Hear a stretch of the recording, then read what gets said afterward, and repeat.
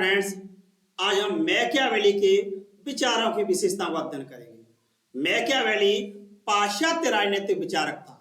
इसने अपने विचार द प्रिंस में और द डिस्कोर्स में दिए हैं। इसने निरंकुश राजतंत्र का समर्थन किया और धर्मनिरपेक्ष राजनीति का भी समर्थन किया था। तो देखते फ्रेंड्स, मैकियावेली ने राजनीति की वास्तविकता का विश्लेषण किया था। राजनीति में वास्तविकता में क्या होता है, आदर्श में तो चाहिए या कल्पना की जाती है, लेकिन रियलिटी क्या है। तो राजनीति की वास्तविकता का विश्लेषण किया था। उसने यूनानी आदर्श और नैतिक विचारों की उपेक्षा की। यूनानी विचारों में आदर्श और नैतिकता अपनाई जाती थी, लेकिन इसने वास्तविक राजनीति का विश्लेषण किया।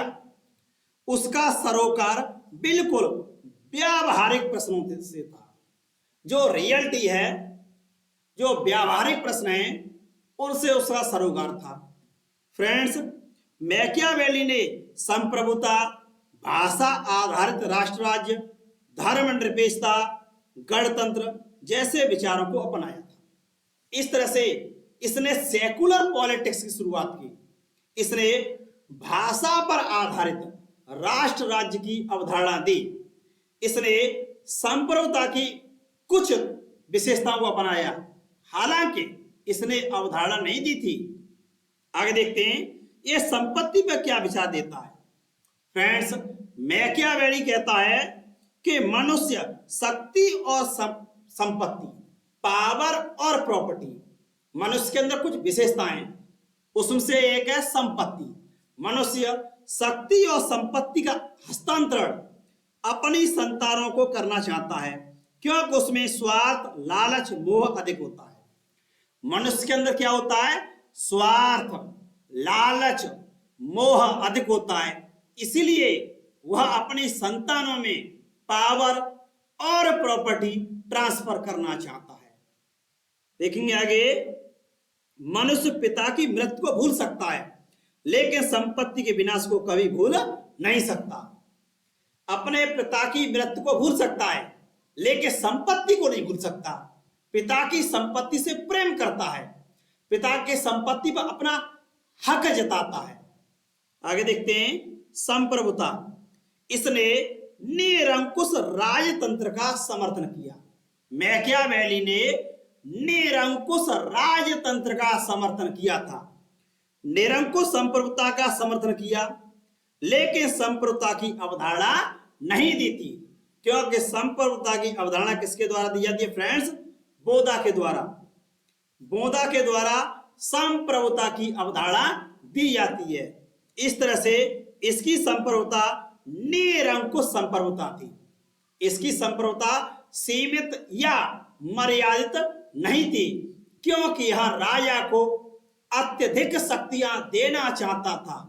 यदि राजा में अधिक शक्तियां होंगी तो वह इटली का एकीकरण कर सकता है और इटली को शक्तिशाली राष्ट्र बना सकता है। क्योंकि फ्रेंड्स, तत्कालीन समय में इटली छोटे छोटे राज्यों में विभाजित था। आगे देखते हैं शासन कला पर विचार। इसने द प्रिंस में शासन कला पर विचार दिए। इसकी पुस्तक है द प्रिंस। इसमें निरंकुश राजतंत्र का समर्थन किया है। यह इटली में एकता का निर्माण करना चाहता था, इटली को शक्तिशाली राष्ट्र बनाना चाहता था। मैकियावेली इटली में एकता का निर्माण करना चाहता था और इटली को शक्तिशाली राष्ट्र बनाना चाहता था। इसने द प्रिंस में अपने विचार दिए हैं। शक्तिशाली इटली के निर्माण के लिए राजनीति में हिंसा, धोखेबाजी आदि को उचित मानता था।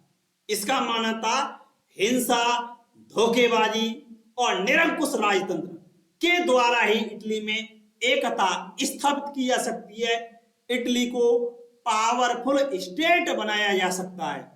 यह शक्ति की राजनीति का समर्थक था।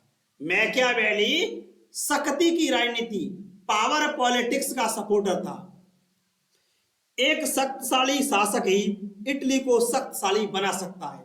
इसका मानना था कि एक पावरफुल राजा होगा तो इटली को शक्तिशाली बना सकता है, अतः निरंकुश राजतंत्र का समर्थन किया था। इसका मानना था राजा में शेर जैसी बहादुरी और लोमड़ी जैसी चतुराई होनी चाहिए। राजा में शेर और लोमड़ी दोनों के गुण होना चाहिए। यदि राजा में शेर और लोमड़ी के गुण होंगे तो राज्य शक्तिशाली होगा, क्योंकि शेर में बहादुरी होती है और लोमड़ी में चतुराई होती है, अर्थात शेर और लोमड़ी के गुणों को उचित माना इसने।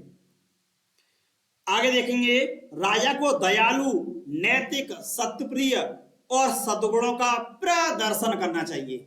ऐसे मालूम पड़े प्रजा को कि राजा दयालु है, नैतिक है, सत्यप्रिय है और सद्गुणों का प्रदर्शन करता है। लेकिन वास्तव में राजा ऐसा नहीं होना चाहिए। लेकिन छल, बल, धोखा के प्रयोग से कभी पीछे नहीं हटना चाहिए, अर्थात राजा दिखावटी कुछ होना चाहिए और रियलिटी में कुछ और होना चाहिए। इस तरह से दयालु होने का दिखावा या ढोंग करना चाहिए। राजा को सत्यप्रिय, नैतिक और दयालु होने का ढोंग करना चाहिए, पाखंड करना चाहिए। रियलिटी में ऐसा नहीं होना चाहिए। इसे हम इमोशनल अत्याचार कहते हैं, भावनाओं का अत्याचार कहते हैं। तो फ्रेंड्स, मैकियावेली ने सीजर बोर्जियो को आदर्श शासक माना था। एक सीजर बोर्जियो राजा था, उसको अपना आदर्श शासक माना था। राजा को सावधानी बरतनी चाहिए। कैसी सावधानी? राजा के प्रति प्रजा में घृणा उत्पन्न न हो पाए, अर्थात यदि जनता राजा के प्रति घृणा करेगी तो राज्य टिक नहीं पाएगा। इसलिए जनता को भावनाओं के माध्यम से अपने से जोड़ना चाहिए। राजा द्वारा प्रजा की महिला और संपत्ति पर आक्रमण नहीं करना चाहिए। राजा के द्वारा प्रजा की महिलाओं पर और संपत्ति पर अटैक नहीं करना चाहिए, क्योंकि मनुष्य इनसे प्यार करता है, लगाव रखता है, इनकी सुरक्षा चाहता है। राजा को धर्म की राजनीति का प्रयोग सीखना चाहिए, जबकि स्वयं धार्मिक नहीं होना चाहिए, अर्थात धर्म का राजनीतिक प्रयोग। भारत की राजनीति में इसका बड़े पैमाने पर प्रयोग होता है। धर्म को हथियार के रूप में प्रयोग में लाया जाता है। आगे देखते हैं, राजा को यह दिखावा करना चाहिए।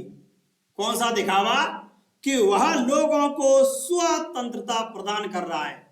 राजा को दिखावा करना चाहिए कि लोगों को स्वतंत्रता प्रदान कर रहा है, लेकिन वास्तव में ऐसा नहीं होना चाहिए। राजा को नागरिक सेना या राष्ट्रीय सेना का गठन करना चाहिए। भाड़े की सेना पर विश्वास नहीं करना चाहिए।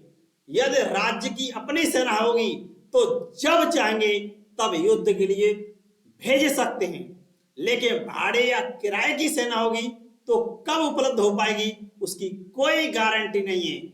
इसलिए राजा को नागरिक सेना का गठन करना चाहिए। मैकियावेली को तानाशाह या शैतानों का उस्ताद माना जाता है। मैकियावेली को तानाशाह या शैतानों का उस्ताद माना जाता है, क्योंकि यह कहता है निरंकुश राजतंत्र का निर्माण किया जाए, क्योंकि निरंकुश राजा के द्वारा ही इटली को शक्तिशाली बनाया जा सकता है, इटली को एक पावरफुल स्टेट बनाया जा सकता है। इसलिए शैतानों का उस्ताद कहा जाता है। यह राजा से कहता है कि वह नैतिक, सत्यप्रिय, आदर्श दिखे, लेकिन यह केवल दिखावटी होना चाहिए, वास्तविकता में भिन्न होना चाहिए। इसलिए यह शैतान राजा का भी समर्थन करता है। धन्यवाद स्टूडेंट।